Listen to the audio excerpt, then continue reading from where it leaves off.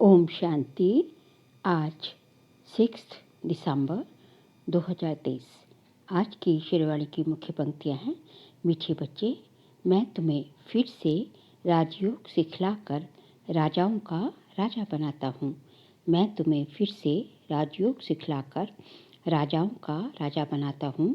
इस फिर से शब्द में ही सारा चक्र समाया हुआ है। प्रश्न है, बाप भी प्रबल है तो माया भी, दोनों की प्रबलता क्या है? उत्तर है, बाप तुम्हें पतित से पावन बनाने में बाप प्रबल है। इसलिए बाप को पतित पावन सर्वशक्तिमान कहा जाता है। माया फिर पतित बनाने में प्रबल है। सच्ची कमाई में ग्रहचारी ऐसे बैठती है जो फायदे के बदले घाटा हो जाता है। विकारों के पीछे माया तबाही बना देती है। इसलिए बाबा कहते हैं, बच्चे देही अभिमानी बनने का पुरुषार्थ करो। गीत है, हम उन राहों पर चलना है जहाँ गिरना और संभलना है। ओम शांति। तुम बच्चों को किन राहों पर चलना है? जरूर राह बताने वाला होगा। मनुष्य रॉन्ग रास्ते पर चलते हैं तब तो दुखी होते हैं। अभी कितने दुखी हैं क्योंकि उनकी मत पर नहीं चलते। सब उल्टी मत पर चलते हैं। जब से उल्टी मत देने वाले रावण का राज्य शुरू हुआ है। बाप समझाते हैं, तुम इस समय रावण की मत पर हो, तब हरेक का ऐसा बुरा हाल हुआ है। सब अपने को पतित कहते भी हैं। गांधी बापू जो भी कहते थे, पतित पावन आओ, गोया हम पतित हैं। परंतु कोई भी समझते नहीं कि हम पतित कैसे बने। चाहते हैं भारत में राम राज्य हो, परंतु कौन बनाएगा? गीता में बाप ने सब बातें समझाई हैं, परंतु गीता के भगवान का ही नाम उल्टा लगा दिया है। बाबा समझाते हैं, तुमने क्या कर दिया? क्राइस्ट के बाइबल में पोप का नाम डाल दिया तो कितना नुकसान हो जाए। ये भी ड्रामा है। बाप बड़े से बड़ी भूल समझाते हैं। ये आदि मध्य अंत का ज्ञान गीता में है। बाप समझाते हैं, मैं तुमको फिर से राजाओं का राजा बनाता हूँ। तुमने 84 जन्म कैसे लिए ये तुम नहीं जानते हो, हम बताते हैं। ये कोई भी शास्त्र में नहीं है। शास्त्र तो अनेक है, भिन्न भिन्न मतें हैं। गीता माना गीता। जिसने गीता गाई है उसने ही राय दी है। कहते हैं, मैं तुमको राजयोग सिखाने फिर से आया हूँ। तुम पर माया का परछाया पड़ गया है, अभी फिर से मैं आया हूँ। गीता में भी कहते हैं, हे भगवान फिर से गीता सुनाने आओ, अर्थात फिर से गीता की नॉलेज दो। गीता में ही ये बात है कि आसुरी सृष्टि का विनाश और देवी सृष्टि की स्थापना फिर से होती है। फिर जरूर कहेंगे, गुरु नानक फिर से आएगा अपने समय पर। चित्र भी दिखाते हैं, श्री कृष्ण भी फिर से वही मोर मुकुट वाला होगा। तो ये सब राज गीता में हैं, परंतु भगवान को बदल दिया है।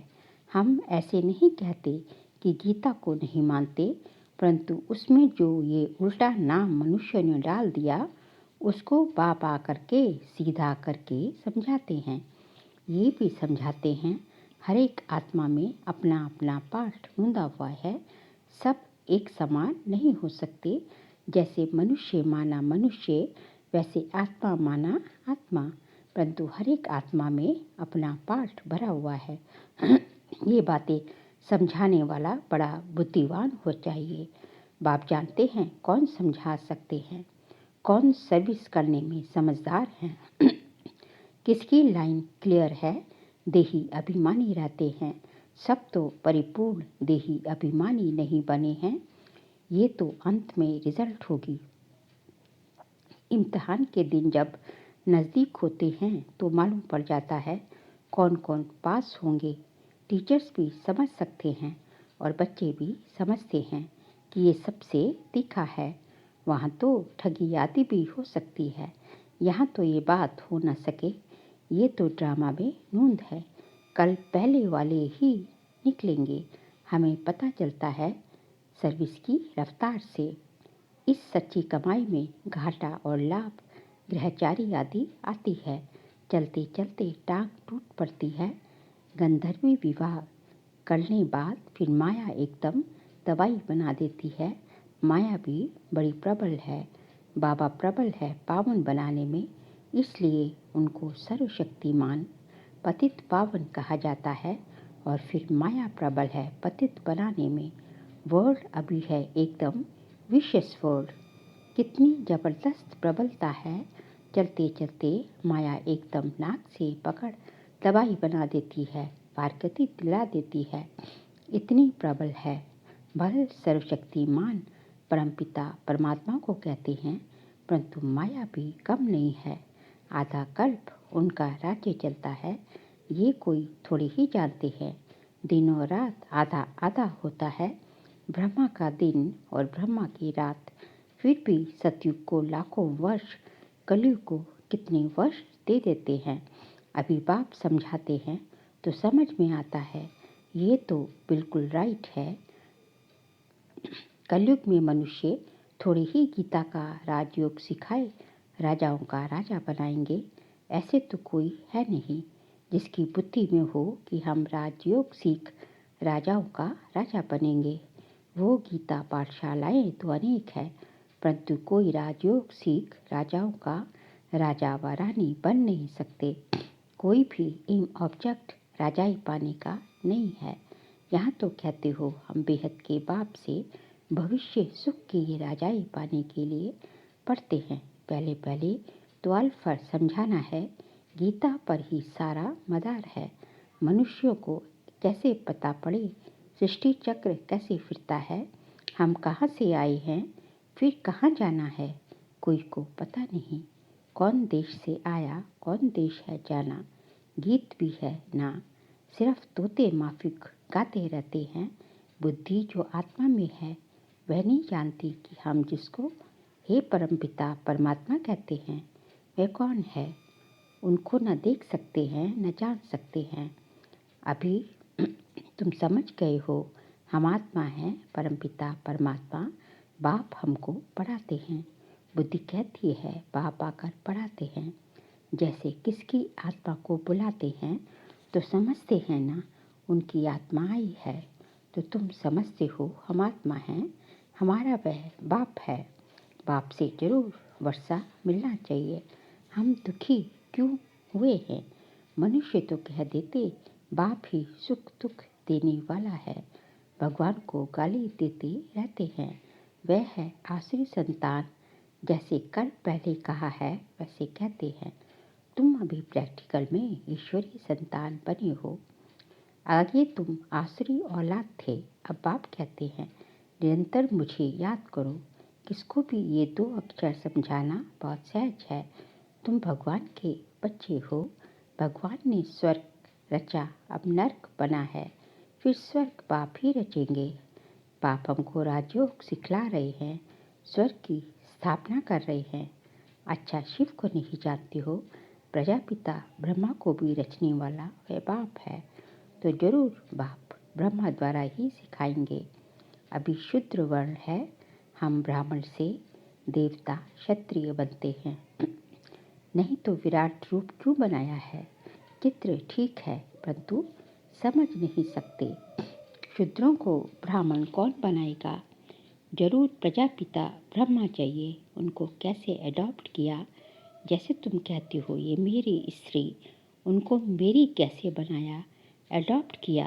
बाप कहते हैं मुझे भी माता पिता कहते हो, मैं बाप तो हूँ, मेरी कहाँ से लाऊं। तो इनमें प्रवेश कर इनका नाम ब्रह्मा रखता हूँ। स्त्री अडॉप्ट की जाती है। जैसे लौकिक बाप स्त्री को अडॉप्ट कर कुख वंशावली रचते हैं, बाबा ने फिर इनमें प्रवेश कर इनको अडॉप्ट कर इनके मुख द्वारा मुख वंशावली बनाई है। तुम कहते हो हम ब्राह्मण ब्राह्मणियाँ हैं, जरूर इनका ही नाम ब्रह्मा है। ब्रह्मा किसका बच्चा, शिव बाबा का। इनको किसने अडॉप्ट किया, बेहद के बाप ने। दृष्टांत बड़ा अच्छा है, परंतु जिसकी बुद्धि में बैठा होगा वह समझ सकेंगे। बुद्धि में नहीं होगा तो उनको समझाना आएगा ही नहीं। लौकिक और पारलौकिक बाप तो है ना, वह भी स्त्री को अडॉप्ट कर मेरी कहते हैं। ये फिर इनमें प्रवेश कर अडॉप्ट करते हैं। खुद कहते हैं मुझ निराकार को इनका आधार लेना पड़ता है, तो नाम भी बदली करता हूँ। एक ही टाइम कितनों के नाम रखे, नाम की लिस्ट भी तुम्हारे पास होनी चाहिए। प्रदर्शनी में नाम की लिस्ट भी दिखानी चाहिए। बाबा ने कैसे एक ही समय नाम रखे। बाबा ने हमको अपना बनाया तो नाम बदलाया। उसको भृगु ऋषि कहते हैं। जन्म पत्री तो भगवान के पास ही है। वंडरफुल नाम है। अब सभी तो है नहीं, कोई तो आश्चर्यवत भागंती हो गई। आज है कल है नहीं। नंबर 1 दुश्मन है काम। ये काम विकार बहुत तंग करता है। उस पर जीत पानी है। गृहस्थ व्यवहार में इकट्ठे रहकर उन पर जीत पानी है। ये है प्रतिज्ञा। अपनी वृत्ति देखनी है। कर्मेंद्रियों से विकर्म नहीं करना है। तूफान तो सबको आते हैं, इसमें डरना नहीं है। बाबा से बहुत बच्चे पूछते हैं ये धंधा करे व नहीं करे। बाबा लिखते, मैं कोई तुम्हारे धंधे आदि को देखने आया हूँ क्या? मैं तो टीचर हूँ पढ़ाने के लिए। धंधे की बात हमसे क्यों पूछते हो? मैं तो राजयोग सिखाता हूँ। रुद्र यज्ञ भी गाया हुआ है, श्री कृष्ण यज्ञ नहीं। बाप कहते हैं लक्ष्मी नारायण में ये सृष्टि चक्र का ज्ञान है नहीं। अगर ये मालूम हो कि 16 कला से फिर 14 कला बनना है, तो उसी समय ही राजाई का नशा उड़ जाए। वहाँ तो है ही सदगति। सदगति दाता तो एक ही है, वही आकर युक्ति बताते हैं, दूसरा कोई बतला न सके। पहले पहले ये बात उठाओ कि किसने कहा है काम महाशत्रु है। ये भी गाते हैं विशेष वर्ड और वाइसलेस वर्ड भारत में ही रावण को जलाते रहते हैं, सतयुग में थोड़ी ही जलाएंगे। अगर ये कहते हैं कि अनादि है, सतयुग में भी था, फिर तो सब जगह दुख ही दुख होगा, फिर स्वर्ग कैसे कहेंगे? ये बातें समझानी हैं। हर एक की रफ्तार अपनी है, पता लग जाता है कौन अच्छी रफ्तार वाला है। संपूर्ण तो कोई बने नहीं, बाकी हाँ सतो रजो तमो तो होते ही हैं। बुद्धि हर एक की अलग अलग है। जो श्रीमत पर नहीं चलते वही है तमो प्रधान बुद्धि। अपने को इंश्योर नहीं करेंगे तो भविष्य 21 जन्मों के लिए कैसे मिलेगा? मरना तो है ही, तो क्यों ना इंश्योर कर देना चाहिए। सब कुछ उनका है तो परवरिश भी वह करेंगे। भल कोई सब कुछ देते हैं परंतु सर्विस नहीं करते, जो दिया वह खाते रहते हैं। तो बाकी जन्म क्या होगा? कुछ भी नहीं बचेगा। सर्विस का सबूत देना चाहिए। देखा जाता है कौन पंडे बन आते हैं। नए बीके भी आपस में सेंटर चलाते हैं, उनको भी ऑफरिंग दी जाती